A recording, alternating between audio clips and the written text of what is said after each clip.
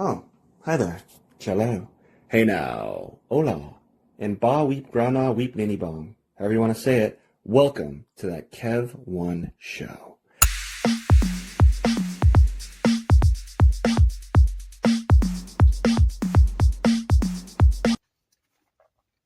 Well, it's a beautiful day in my neighborhood, and I hope it is for all of you as well.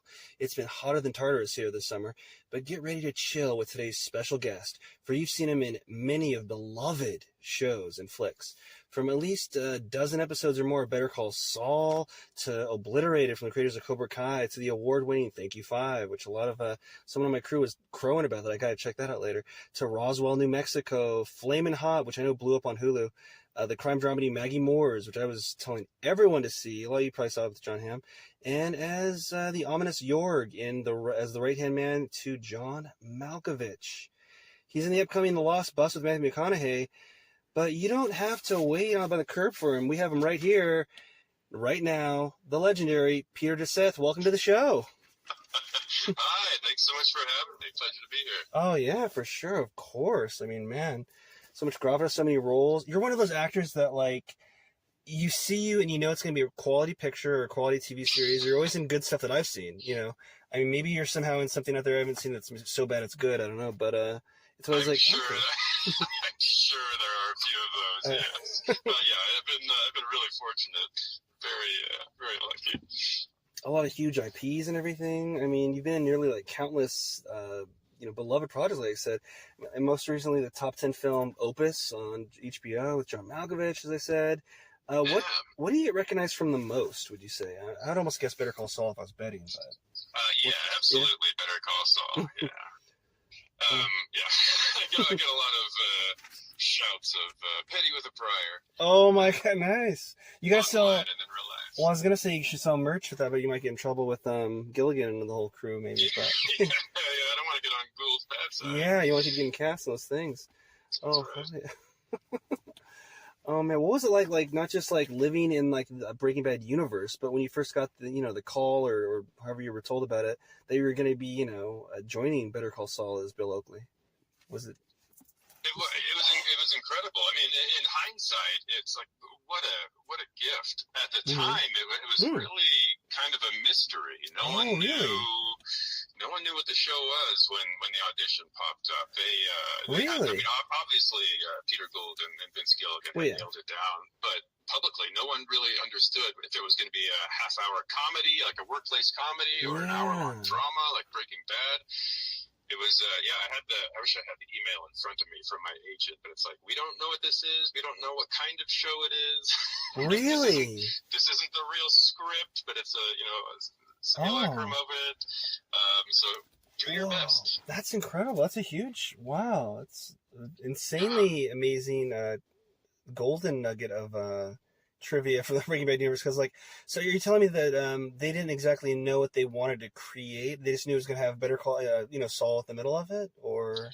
Oh, let me step back here. The public didn't really know. Oh, okay. The casting directors didn't really know because it was so secretive. Yeah. But Vince knew. He had the vision already.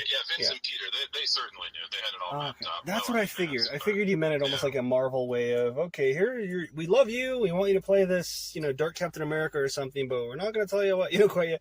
But, yeah, I did. But for a second, then I thought maybe he means because Saul's such an outlandish character, and they might not have fleshed out, his whole origin story like they did throughout the series of Better Call Saul. That maybe it was going to be more comedic at first, or not. But wow. They planned everything out meticulously. Oh, okay. But spoilers became such a big thing. Yeah. During the last couple of seasons of Breaking Bad, and that was sort of.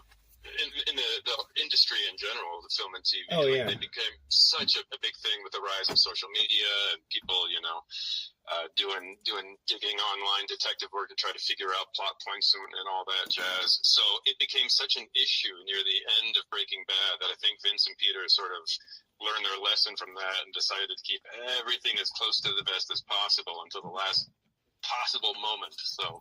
Wow.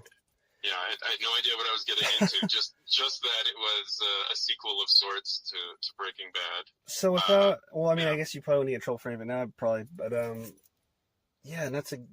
but how did you? What kind of email was it you were saying? So How secretive was it? Like, did you know you were playing Bill Oakley, or just that it was going to be a antagonistic lawyer foil to Saul? Like, what did you kind of know or not know? Yes. So, so Bill didn't have a name until I think the second season at the earliest. Oh. So I signed on to do just 2 episodes in the first season. The character's name was Prosecutor. That was it. Yeah. And the audition side I got, the script that I used to film my audition, it was the scene in my appearance in my first episode 2, where I'm just walking around saying "petty with a prior," but it was a fake script because they didn't even want like pieces of the actual script floating around. So it was a fake script, sort of the same idea, same sort of character, but a different line. Instead of petty with a prior, it was something else like can't continue or something.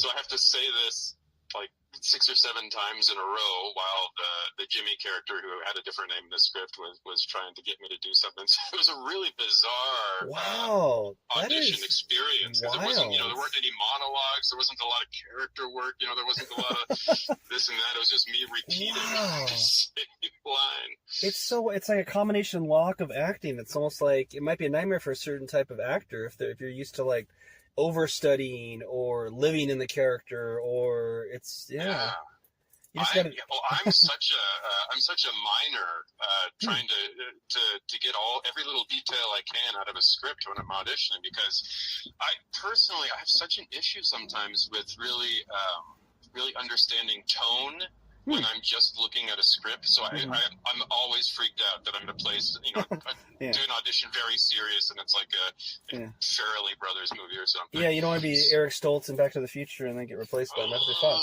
You know what I mean? Poor Eric. Like, who's this? Oh, I know. I still feel bad. But, so it was really challenging, this one, because I didn't have a lot to dig out. It was just the same line repeated over and over again. But at the same time, I think that was kind of freeing for me, because I could focus less on trying to dig into the character stuff and just sort of be free with it and play with it. I think that's what probably got noticed the most, was just how much fun I was having. You were really.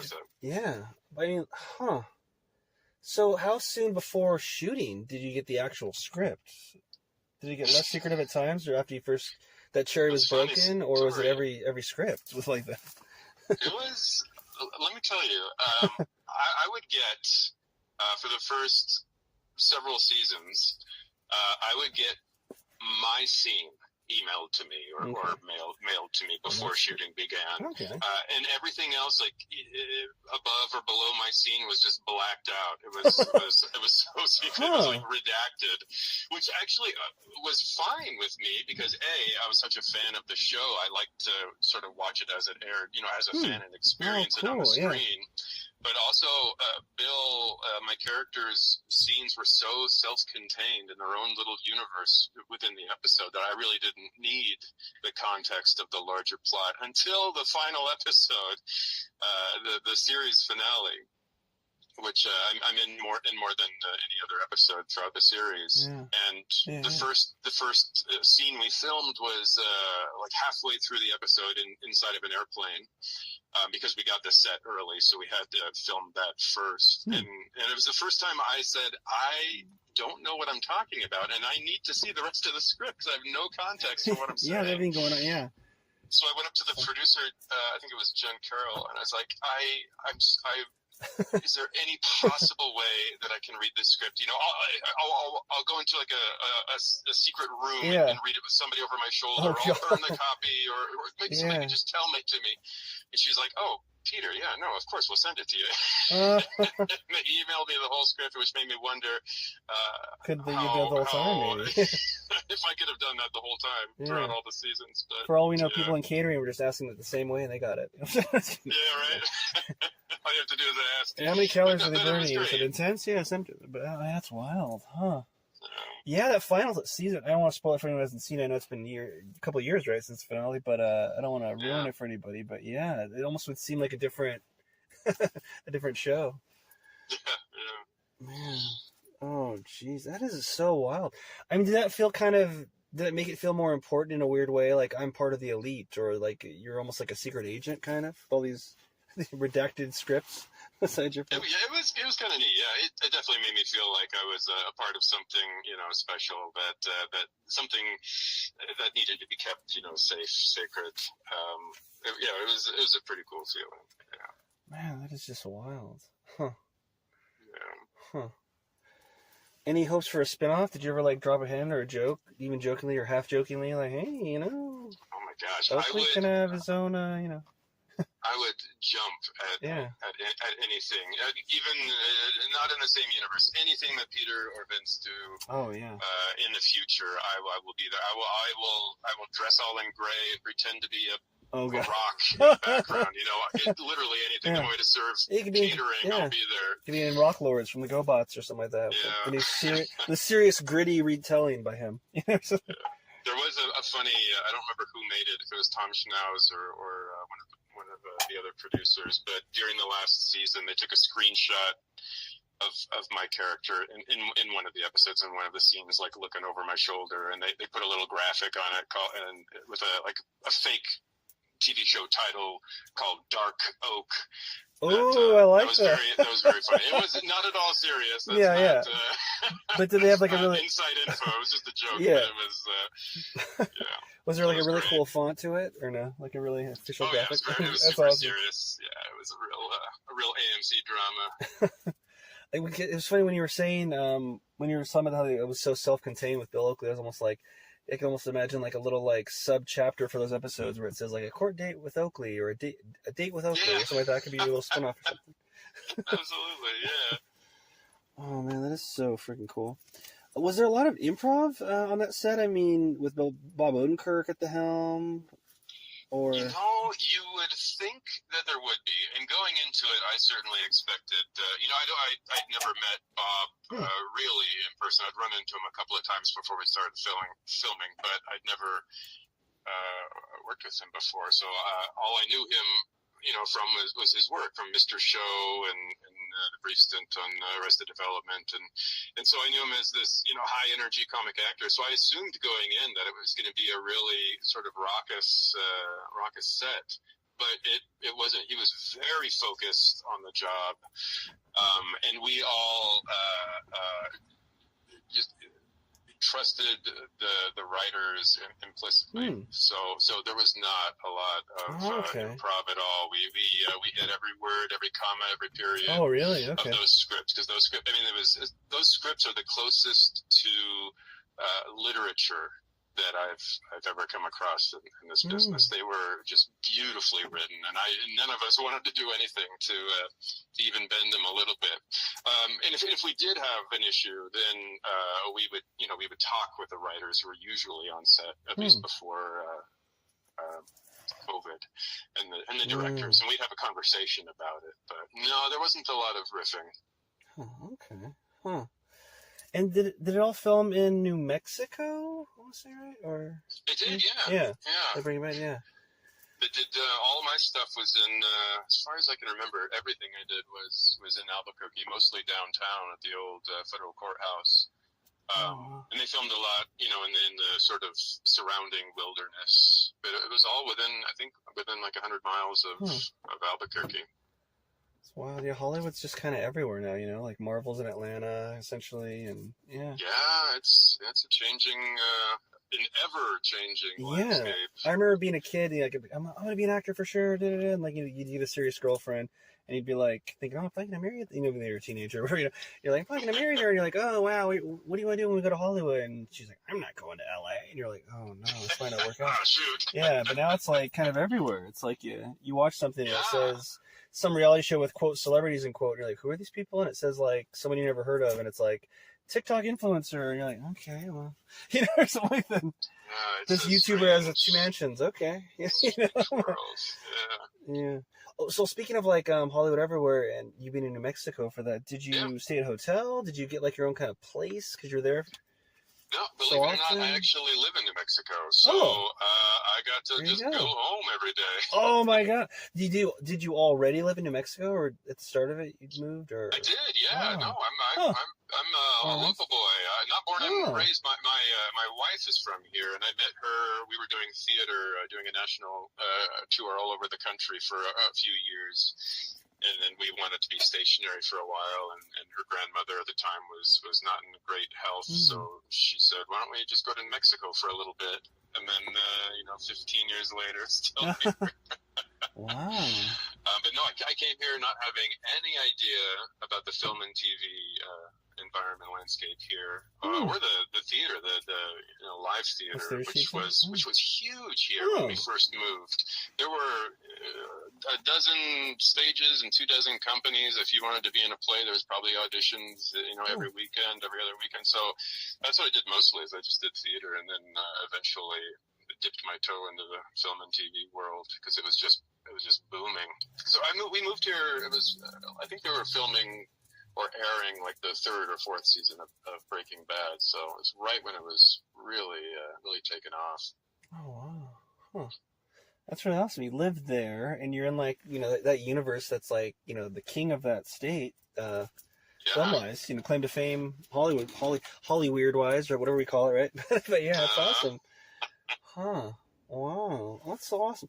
Now, would we have seen your wife in anything? Be an actress, or?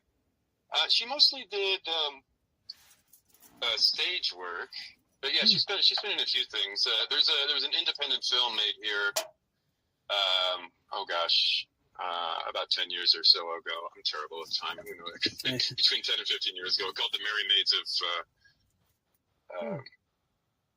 Oh my gosh, I'm just totally blanking. Merry Maids of. Anyway, we did a wonderful independent film together. Oh, cool. Here, but mostly she did stage work. We'll just cross-reference the IMDb. Our audience will, and be like, okay, Peter Diseth, Merry Maids of Madness. Madness. Oh, cool. Very cool. That's really awesome that she's like an actress though too, so she understands like your world and can be supportive in ways that maybe if she wasn't from that that universe, she might be a little more like, well, how come you don't have time for me? What's on your mind right now, honey? And you're like, I'm just being locally in my mind right now, honey. I'm sorry, I'm getting ready, or whatever. Yeah, or that old running lines. Who you're talking to, or why you're talking to yourself. Oh God, she gets it. Leaning over the kitchen island at 3 a.m. What are you doing? Yep. Who are you talking to? I'm talking to myself. I'm talking. Yeah. I'm talking to Jimmy. What was his last name? Jimmy Goodman. Right now. Okay. Yeah. No, she's a school teacher now. She teaches awesome. special ed for elementary kids. She's got the important job. Yeah. I'm doing the play job. It's called, what was it, Homelander? Like, she's the real hero. Yeah, 100%. Absolutely. Wild, yeah. Man, yeah, I remember years ago, I think it was right before smartphones became, when cell phones became smartphones, and I'm sure before that, I was like, man, I wasn't even going to be a teacher, but I just remember like having that like epiphany, like, man, I would hate to be a teacher, the abuse, you know what I mean? But it's not for the faint of heart. Yeah, and she's shaping minds and, help people, and wow, that's really awesome. Man. And speaking of another huge role for you, I have to say Opus is an immense experience. I mean, that was incredible. Oh, yeah, I had Lord. So much fun on that. I never heard of it before that I knew of, at least. Sometimes you hear about projects you don't realize, what's the title of it? Until I saw it drop on, I want to say HBO Max, and it was like, and then after I watched it, it was like number 1, I want to say, that weekend too, and it's in the top 5 still, I think I saw. It's just huge. I mean, as the main disciple, if you will, for John Malkovich, is I don't want to spoil it, but kind of like a megastar cult-like leader. I mean, how did you prepare? How did you prepare for that role of York? Because it's kind of a very layered. The character is very layered in the fact that who you are at that point when we meet the character, and you were like formerly, I want to say he's a teacher formerly, right? Yep. Yeah, I was a music teacher. Yeah. So speaking of teachers, still, like So in your mind as an actor, did you kind of like him as a teacher and then as York, or did you just have a certain thing where do you latch onto a character just with mannerisms, or how did you prepare for York? Yeah, well, as opposed to that Better Call Saul audition, this time I really did have a lot of material to mind to really dig into the details. The difference between TV and film is that TV might not have a definitive ending, whereas a film, you got the whole script, you got the beginning, the middle, the end, you get the whole enchilada. So I was able to really to examine the journey, and in getting those details out, and there was some math that I got to do, which was trying to figure out how long Jorg had been in the position that he's in when we meet him. Like he talks a bit about his past life, but like how long he's been doing what he's been doing. It turns out, like when I did the math, it's like he's been there for a long time. So I really got to sort of create Jorg as a person whose life is 100% what you see in the movie. But it was fun. It was fun to dig into his background too. But yeah, it was just it was such a cool script to really dig through, and there's a lot of fun bits and pieces to dig out of it. I hope you've gotten a lot of like accolades from it. Have you gotten a lot of like good stuff from it? 'Cause, I mean, it's really, really amazing. I wouldn't say it otherwise. I wouldn't blow smoke. I'd glaze over if it wasn't the best. But I mean, yeah, it's so good, and huge cast. John Malkovich, Juliette Lewis. You know. Yeah, Murray Bartlett, Aya Debris, just an incredible everyone cast. nailing it, killing it. Yeah. That they are all fantastic people, like not blowing smoke. Yeah. Like every once in a while, you get someone in the cast who's kind of a sour grape and makes the experience not wonderful. But everyone on this was just a wonderful human being. Oh, very cool. Huh. And where did you film that? I couldn't quite place it. Like, It was also in New Mexico, but it was. Are you really this power? Are you super powerful producer? You haven't told us, and you're like, yeah, I'm making all this stuff. Yeah, just draw all this project. No. Wow. It was filmed about an hour and a half northwest of Albuquerque, in this really cool like compound. Like it's a place where you can rent out and use it for. Okay. So that place was a real place, not a hodgepodge of different locations, or. No, there's two different places that are like a mile apart. One was used for like the dinner scenes, a couple of interior, and the rest was all in this other compound. So we really got to make a home there, and it was out in the middle of nowhere. So it was really, we didn't have to worry about parking permits or anybody sneaking around. It was just like us out there. So we had it felt like. I don't know. It felt like we were on our own, just having fun and doing our thing. Very cool. I was wondering, because a lot of times I see so many movies now, and like, maybe it's just like, the more you're in the biz, the more you notice stuff. But I do, kind of like you with Better Call Saul, want to just enjoy it. I love just seeing stuff. I never try to look for a spoiler. I never try, what's the twist? No, I'm just enjoying it. But I do notice stuff sometimes. I've noticed in a lot of projects, like Mountain Head and stuff, and Opus, like where it seems like a lot of films are like almost written around a location. Like, okay, a lot of stuff's set here. I wonder if the script started there. I was almost wondering, like, when it showed the different people's rooms, if like those were like the same room and they just switched it out, if there were that many rooms or not. When the guests were starting to like die off or not. Yeah, was there that's a good question. Was there one or two bedrooms that all looked the same, but all the guests were not? But honestly, I don't know. Only because I wasn't in any of those specific scenes. There's one scene. Be as vague as possible. Somebody's getting a massage. I was around for that, and that was just that happened to be like a room off of the dining room in one of the houses. It wasn't made up to look like a bedroom, but I think everybody else had their own room because I think they filmed them all on the same day, and it would be difficult to redress them if they were all on the same day. So I feel like they all had their own rooms. Very cool. Was it a trippy experience at all, Opus, for you, or is it just kind of like another day at the office, so to speak? Oh no, it couldn't possibly be just another day with Juliette Lewis and John Malkovich and Io. No, it was a dream. No, it was every day was a gift. Even the night shoots that were just absolutely freezing. We thought we were gonna turn into icicles. Even those days were just incredible. Oh, so cool though, yeah. And I love that all those people love all of them, and a lot of them I love now who I saw just for the first or second time. But yeah, like, yeah, it's so great that they're all like really groovy, cool people. You said, so I love that. Yeah, and Murray had done White Lotus, an incredible right? episode of Last of Us. Oh, yeah, he was amazing. Yeah, White Lotus. That's right. Right. He did that episode. Yeah, the famous one with Nick Offerman, right? The lover. Exactly. Yeah. So he got nominated for I think at the time it was the Screen Actor Guild Award, and then Io got nominated for The Bear, and when they found out that they were nominated, we were on set, and so it was really cool to celebrate with them. Yeah, this is like the best. I haven't seen The Bear yet. This is the most exciting thing I've seen with Io. That I'm like, I love it. So every time I see that thumbnail, I'm happy for her when I see that picture. Yeah, she's incredible. She's great. Yeah, she definitely has that.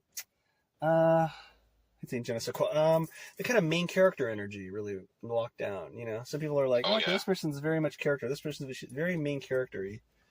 Yeah. Not that's coming out right. I mean, it's a compliment. She's magnetic. Yeah. You don't want to look away from her when she's on the screen. Yeah. And was it? I keep butchering his name. You just said it too. Marty Bartlett, right? Is that the name you said?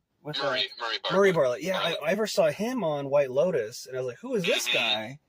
Like, he needs to play, if they make a new Magnum, he needs to play Magnum, like, right now. Oh my God. but also, so good. Right? Yeah, oh my God. It's like, I got a cool mustache people compliment, but I mean, he would just have to be busy for me to get that audition. That was my first introduction to him as well on White Lotus. He was so good. He was so great in that. Yeah. It's just like, this guy's a star too. You just meet him, you're like, okay. And it's not just like, this person's great at this role. It's like, who is this guy? You know, and he's not like super young, so it's like, where's he been? You know? Yeah. Mm-hmm. You're like, he's just not a Nepo baby, okay, Kevin? I'm like, okay, I get it. Sorry. You're like, okay, sorry. But yeah, man. Was it, and what was John Malkovich like? Because, obviously, beyond a legend, you know, but is he... John he's a trip. He's incredible. He's a genius, and he is very similar off screen as he is on screen. Oh, cool. That's funny. You know, part of it, I grew up watching his movies. Yeah. Part of me always wondered, like, is that, you know, that very unique particular voice and cadence that he has, is that a sort of affectation for the screen, or is that him? And nope, that's him. That's him. No, he's wow, and just a super nice guy too. I mean, that's good. You know, you say hi every morning in the makeup chair, and you know, he wasn't one of those A-listers who have to, you know, separate themselves from the herd. Yeah, no, he was right in the thick of things. And he's like a fireball right now, or something, because like he's everywhere right now. Yeah, like, he is like almost too busy. Like time travel everywhere. Level, like suspiciously time travel, possibly. You know, like how's he so many things? I don't know, but I need to ask him what his secret is. I mean, I remember like being John Malkovich. I probably saw that so many times at like an art house theater in Portland whenever that came out. Was I in high school maybe? But like, yeah. I was bummed that I heard that he got cut out of the new Fantastic Four. He's in it, but he's not in it. You know, I just saw that. Not the movie. I just saw that he was cut out? Article or whatever. I haven't watched the movie yet. Oh, I like it. I recommend it. I don't want to oversell it, but I'm excited to see it. It's really I good. look forward to it. But they mentioned, they mentioned his character in the movie too. They say like, something like the newscasters like, and the Fantastic Four saved us from the Red Ghost and his super apes, and that's his character that got cut. But so we see the CGI apes them fighting for a flash, but like not him. I'm like, that's too bad. Yeah, I'm sure he'll come back later. Hope they bring him back or do some. Yeah, well, they kind of, I don't know, deleted scenes or something. Yeah, that seems like too much of a ball to drop, but Have you had any superhero roles you've wanted or anything like that you haven't quite got yet? Or speaking of superhero stuff? I am a huge comic book fan. Same. Fan. I'm an OG Marvel, comic fan. DC, you know. Okay. So I would jump. I'm not one of those folks who turns their nose up at superhero franchises. Like if anything popped up, I would be running after it full force. There was a rumor for a time that Marvel was going to be working, you know, a bit, moving some of their stuff to Albuquerque, but that has not happened. Although I'm still crossing my fingers. Cause, no, I would love to. I'd always, I don't know if I'd be good for it now at all. I think I'm too old. But like 10, 15 years ago, I was dying to audition for Kite Man. If they ever had like a Kite Man, you could totally play Kite Man. So, did you see the Kite Man HBO series? I saw that recently. I haven't yet, but I saw it. I was like, oh, nuts! I wonder if that means he won't show up, because I love Kite Man so much. Yeah. He's so hilarious and pathetic and wonderful. You're not too old for Kite Man. Heroic, and that would be my dream. I think, Kite Man. Not to be too much of a comic nerd, but the first time I recall Kite Man, I think, didn't Batman fight him during Nightfall? He was one of the many villains he fought. Yeah. That's where I first encountered him. Yeah, Kite Man. I want to say, a series is, I think Kite Man, hell yeah. Hell yeah. If any of my audience, I don't know if I talked about it on the show yet, because we talk about some comic stuff here and there, but that's awesome. Yeah, I always wanted to play, I don't know, I mean, I hope it doesn't get too long in the tooth, but Wolverine or Green Arrow. Two sides of it. I used to love Green Arrow so much. Yeah, such a unique character, and he's, well, I don't know if it's too political nowadays, because he's a certain political side nowadays, if they not want to alienate half the audience. I don't know. But, Oliver Queen, Green Arrow, he's such a great character, period. Mm-hmm. Yeah. I wanted to be Nightwing, but I might be too old for Nightwing now.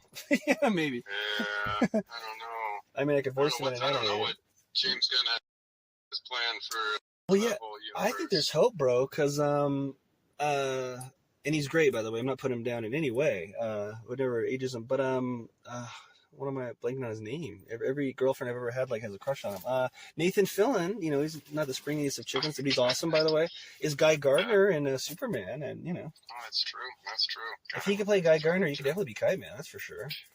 Well, I will keep it on my vision board. First off, you can play Kite Man. A. B. I mean, Kite Man also wears a pretty heavily covered costume too, so it's not like he's He-Man, and Oh, I know.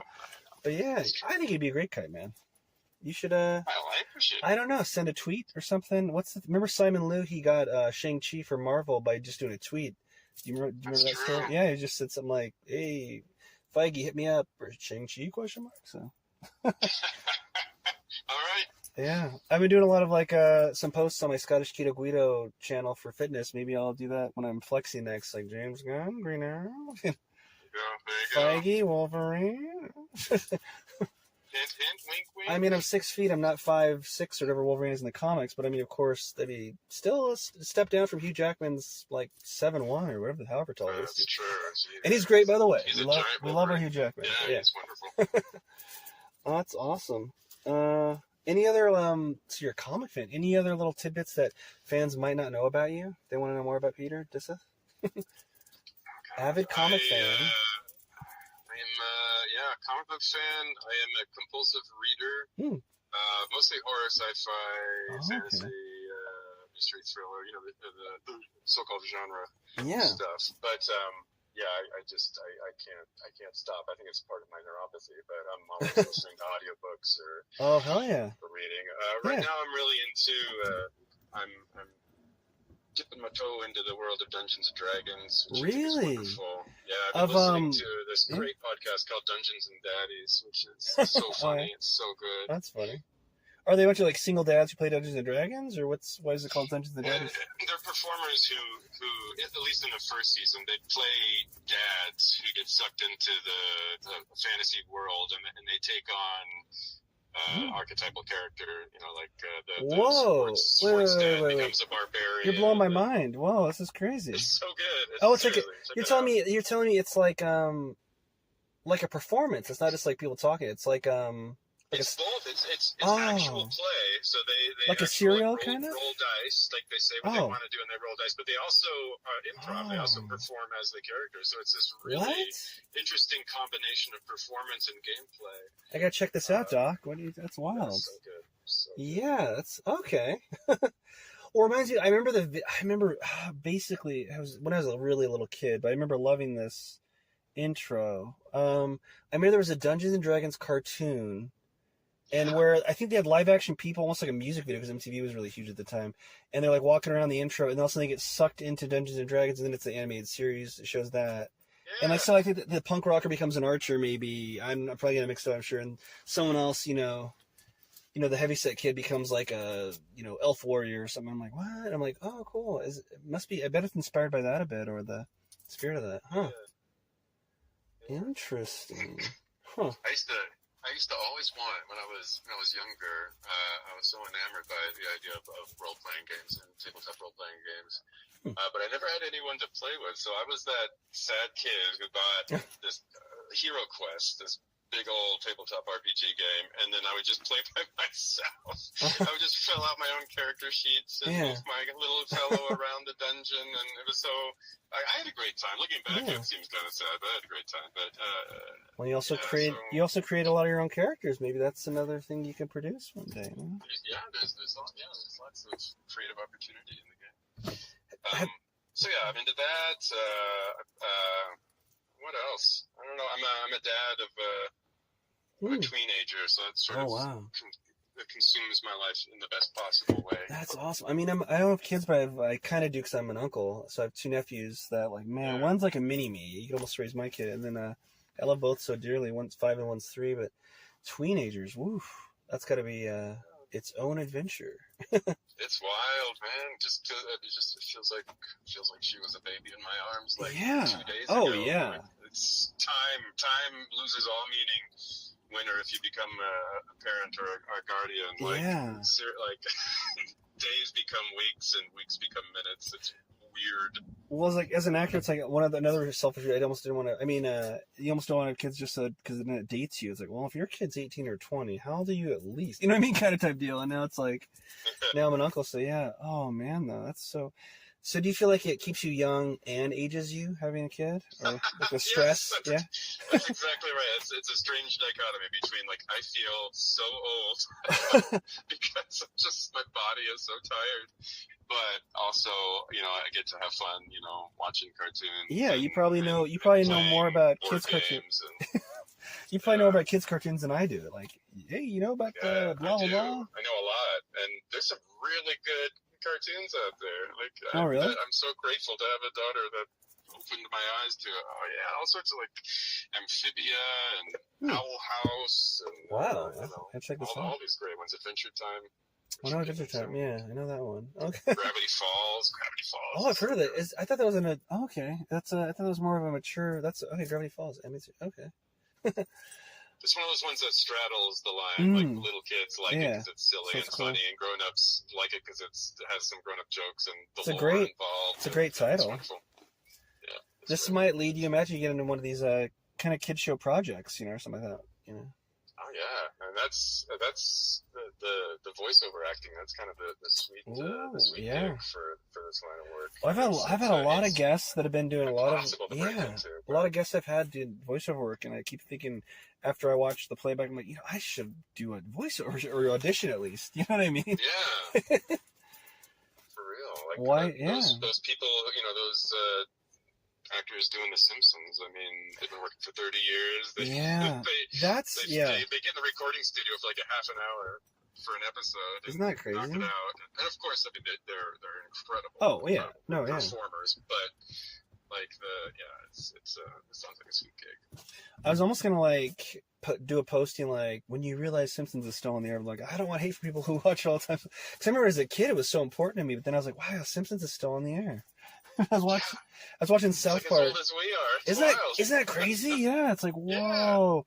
And then it's like, and South Park's not long in the tooth either, but it's like, it's up there. It's like 27 seasons, I want to say. I'm like, whoa. Yeah, it's like crazy. And I was watching the great controversial episode that was so good, by the way, season premiere. And like, one? Yeah, did you see that? Yeah, no, I haven't seen it. I've of course read all the hubbub about it online, but no, I haven't seen it yet. Yeah, not to get too anyway, but I say not only is it great and watch it, but also maybe, bro, great and watch it before I don't think it's pulled, because if you know who can pull an episode or do something, he would pull this one for sure. It's like, I don't know. I mean, you think freedom of speech, but who knows nowadays? Who knows? Yeah. Man, and speaking of projects and everything, but I mean, the plethora of characters in your catalog. I mean, from James Finley and Flaming Hot, huge hit. Everyone should see that, by the way. It was a huge hit on Hulu, but I feel like not a lot of people have seen that. Philip and what a Maggie great Morris. movie. I really love that one. It kind of came out of nowhere. Special place in my heart on that one. Yeah. It's still on Hulu, everyone. So watch that. Philip and Maggie Morris. Oh yeah. Did you mention Thank You 5 in the Yeah. intro? Yeah. Award. Yeah. Yeah. Oh, so good. Oh my goodness. Was that I was wondering if that was the closest to your personality or not, as like a. No. Oh no. I was gonna.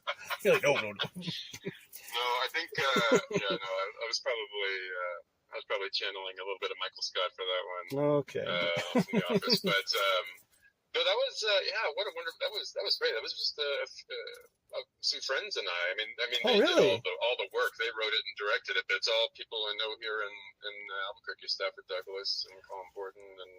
Okay, yeah, because really cool folks. it looks like it looks independent and everything, obviously, but like a lot of A24 films are like the best thing ever. But it's so polished and yeah. And you got a lot of award. You got at least one award for that. I want to say, right? The Duo Award, maybe, or yeah, it was. Or is it some a festival in New York. On screen duo, Stafford and myself. Did you get to go to that, or were you still in Albuquerque? No, okay, yeah, it was. I think it's just sort of an online thing. I don't think it's a big a big thing. Still. But no, that's a really cool honor. Yeah, no. Where can people watch that right now, if anywhere? That's what I was going to ask. Oh.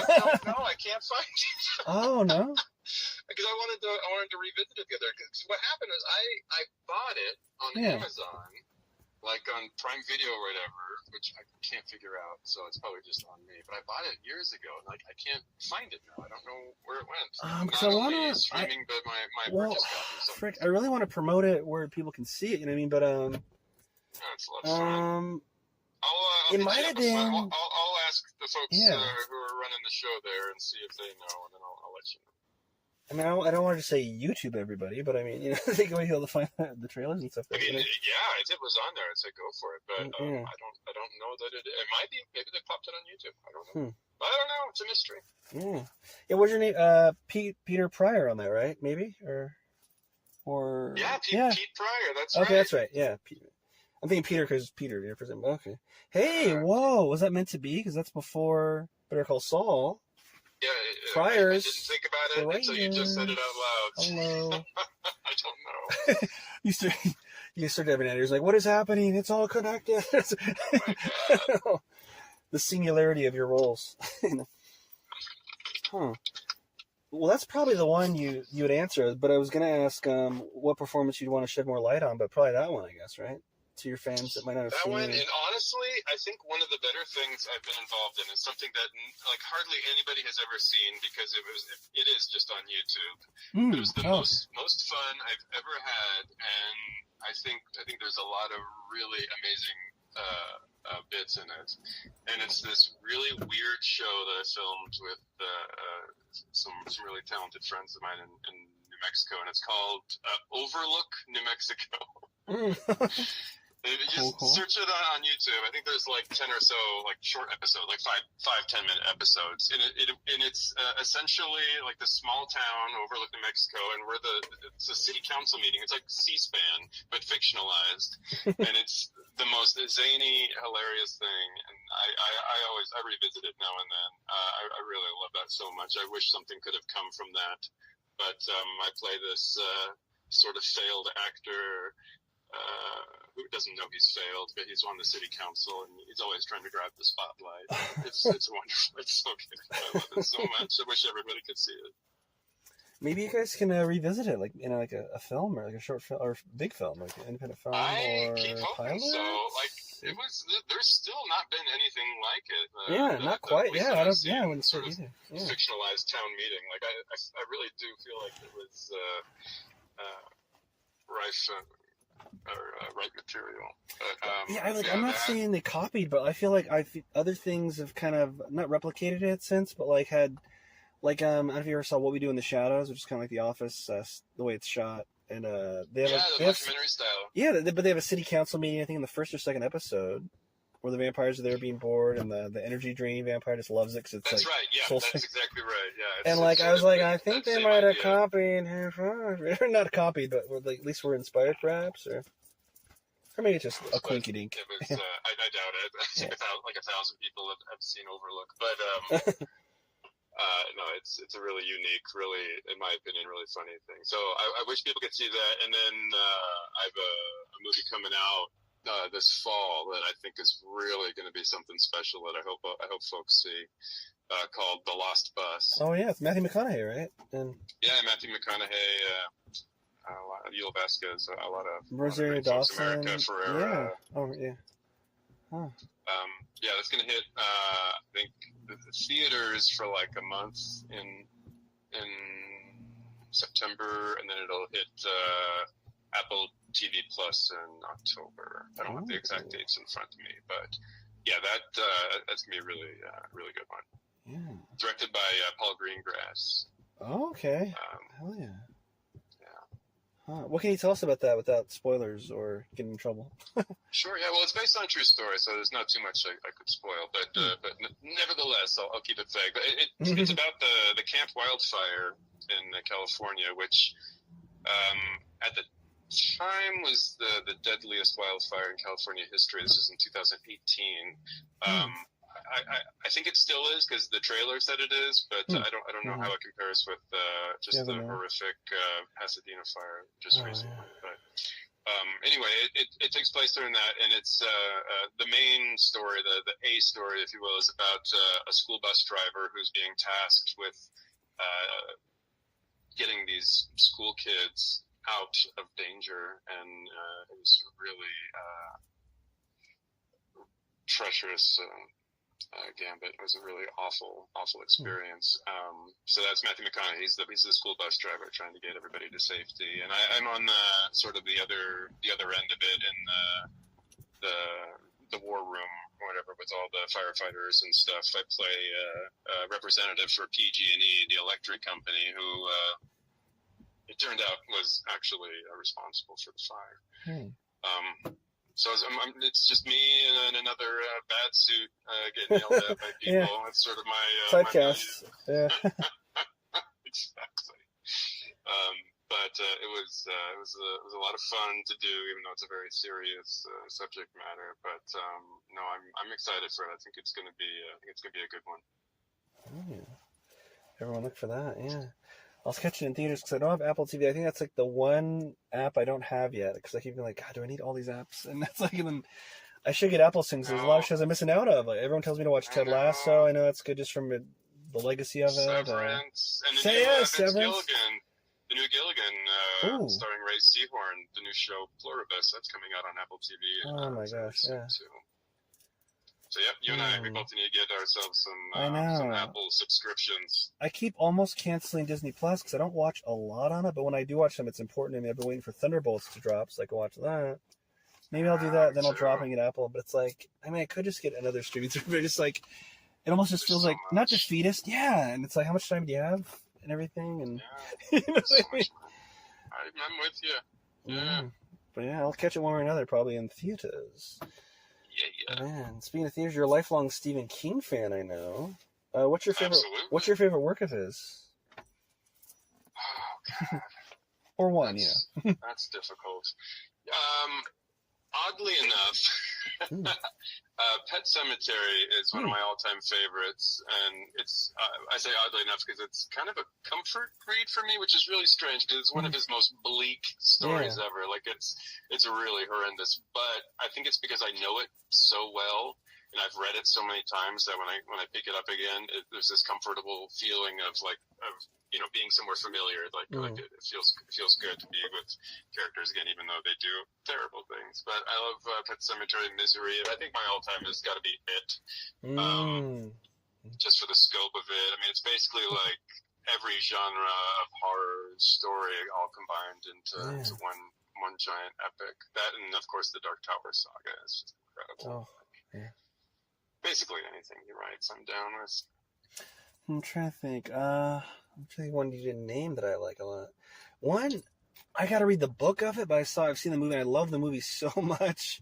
Thinner. Did you ever see Thinner? I'm sure you probably saw it. No, I've seen it. I read that. I reread that. I think last year again because it had been many years since I'd read it. Yeah, that's a rough one too. Yeah.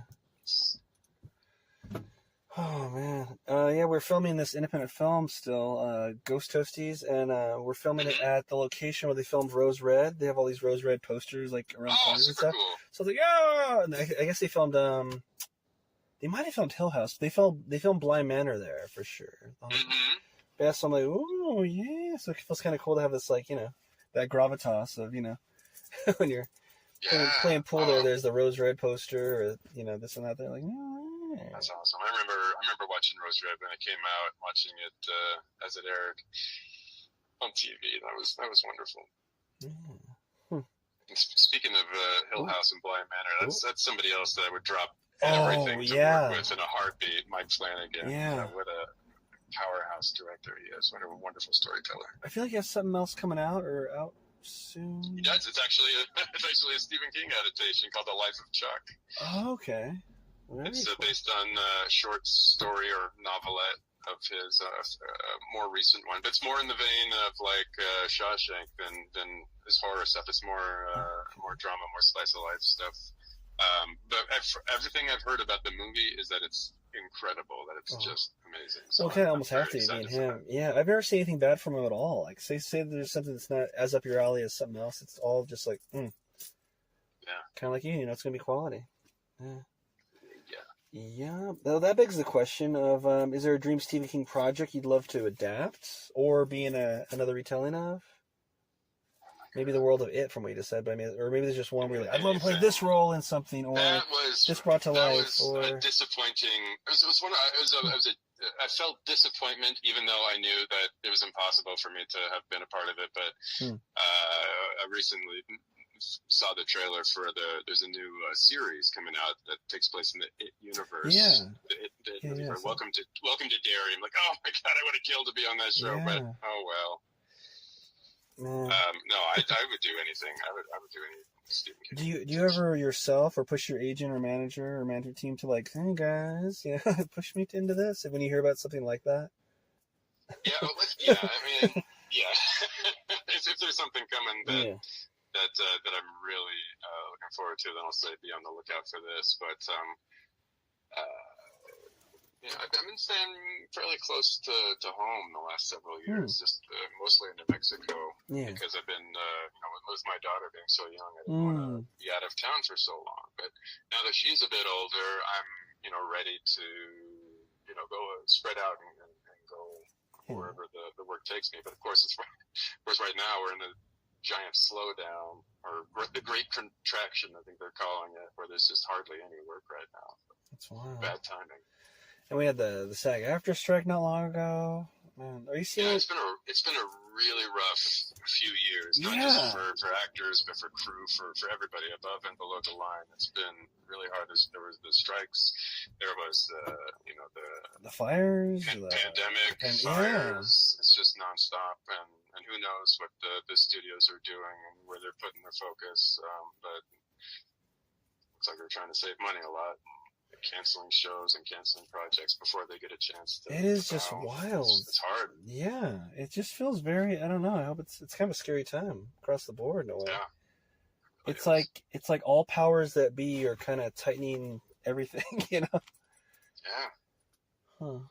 I don't know. So I'm not very picky. Do you have any kind of like slight MacGyver DIY backup plan at all? Like creative speaking, like I'm gonna film a lot of more independence with my friends, or this or that.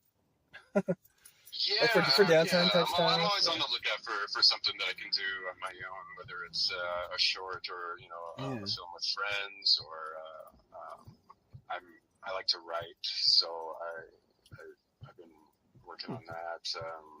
Very cool. Short stories, novel, screenplays, sort of stuff, all sorts of fiction stuff. Or trying to come up with some sort of idea that I can just film something on my own, or I'm thinking a lot of thinking, not a lot of doing. Yeah, it's like kind of the creative problem, right? You're probably like me, where you spin a lot of plates, you're really inspired, you're all gung ho about a certain project, and all of a sudden you get, ooh, this would be a great script too, but you haven't finished the climax of one. You're like, that's hard. That's the danger. That's the trap. You gotta finish what you start. Man, and you're also an avid cat lover. I saw on the gram. Oh yeah. Oh, for sure. Yeah, I had 2 cats, Toby and June. They're the best ever. Yeah, so I just tell people, like, well, and they ask, are you a dog person or a cat person? I'm like, I love all animals, but I'd have to say cats just because, I mean, dogs would be, not necessarily everyone's, but a lot of people's best friends, but cats, if cats like you and love you, man, you're good peeps for sure, you know? I love dogs. I grew up with dogs. Cats is kind of a recent thing in the last 15 or so years, but I love all animals, but yeah, my cats are.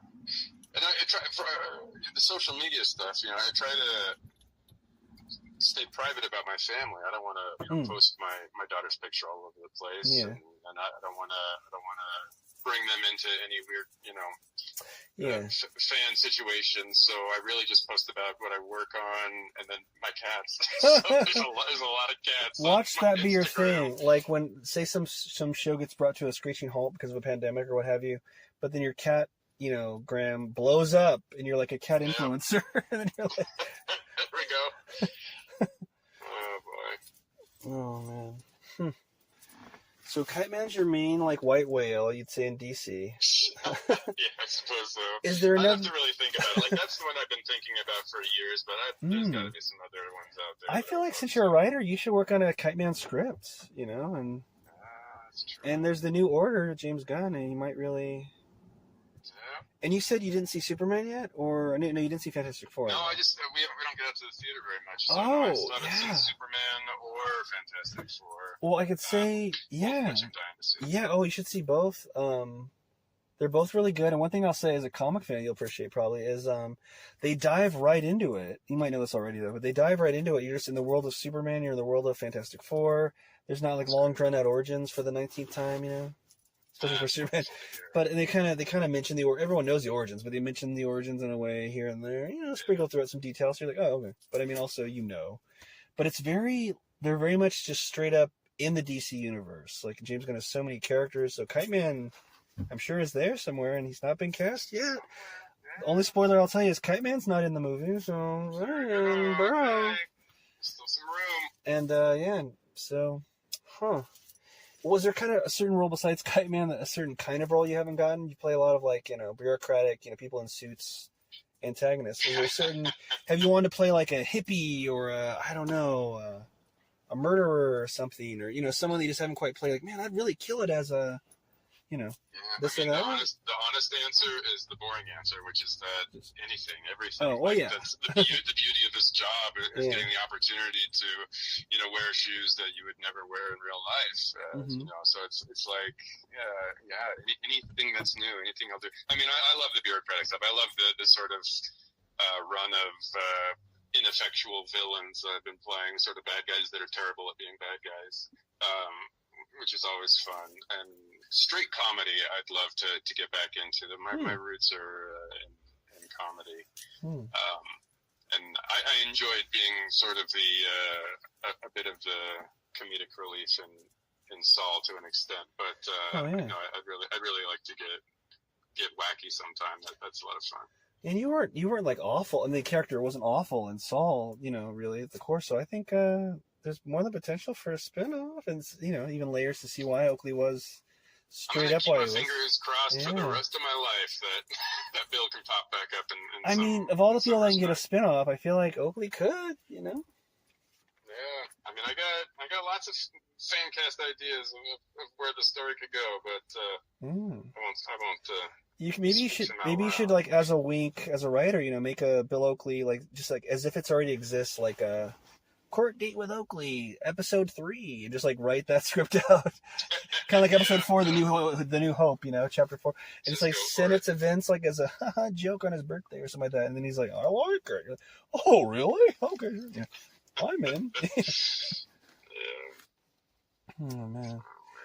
Well, Peter, it'll probably take enough of your time, but man, thanks so much for letting us, inside the kinetic magic of how you're you. Well, it's been a pleasure. Thanks so much for having me on. It was great talking to you. Oh, for sure. Saying likewise, and can't wait to talk to you again and see where you pop up next, and hopefully bump into you on set, one of these sets. Absolutely. If I'm ever in Albuquerque for one of my films, I'll definitely be like, I'll message you and be like, hey, what's the cool? Oh, hit me up for sure. Yeah.